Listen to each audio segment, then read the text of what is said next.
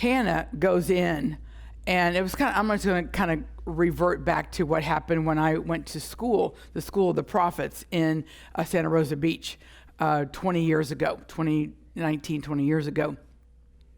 And we were debating about staying for a week. Well, we were there for a week and then staying the second week. But Hurricane Hannah was on its way. And so at that point, we thought we needed to get home. So here we have Hurricane Hannah coming to the School of Prophets. What did Hannah birth? A prophet. Isn't that cool?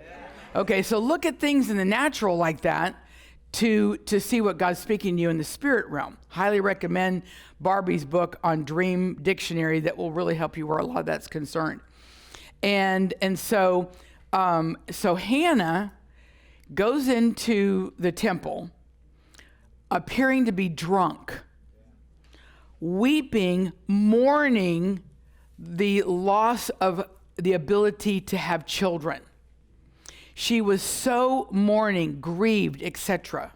She goes in, and the priest, the rabbi, you can tell he's a guy which is so not in touch with his feminine side. But she goes in, and why are you crying? Are you drunk? Like, you're going to go to temple drunk. Okay, thank you.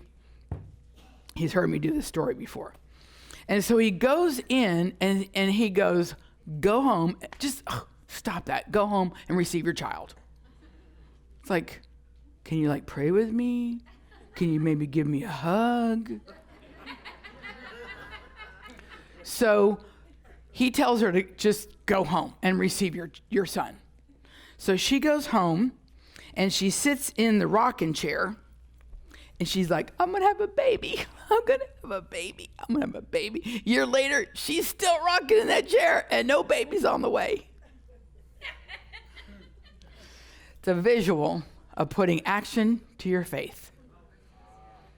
You're declaring and you're decreeing, but what are you doing about what you're declaring and decreeing?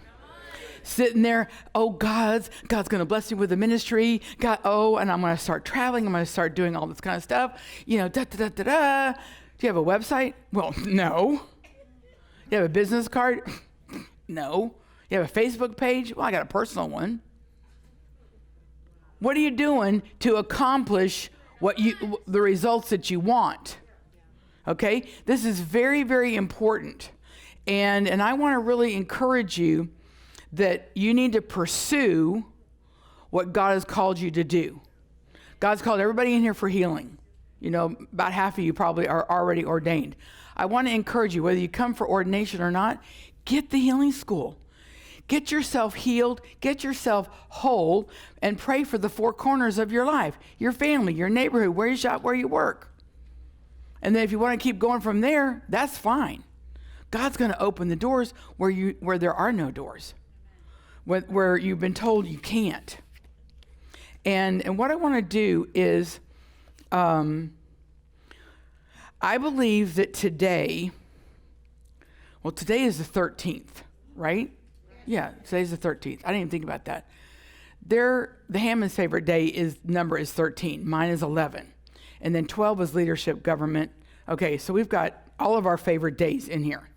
And 13, I told them, I said, that's God's favorite number. And they're going, well, we just like that number. They got married on that day. There's a birthday on the 13th, another birthday on the 13th, different months. And, and I'm like, okay, this is cool. And so I told them that it was God's favorite number. And they go, how did you come with that? Divine revelation? No. The Bible was written like Genesis, one paragraph. Somebody came in later, King James, I believe, came in and made Genesis 1, verse 1.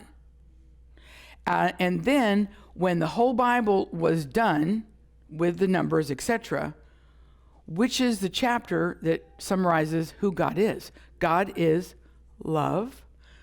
1 Corinthians chapter 13. And okay, you want something that will prove that? What has the world tried to do with 13?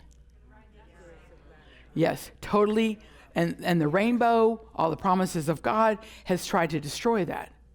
So when the world comes in to try to destroy it, there's something really good about it where God's concerned. Okay? And so I believe that today is going to be, obviously we've got the 11th, the 12th, and the 13th. Today is a day of blessing.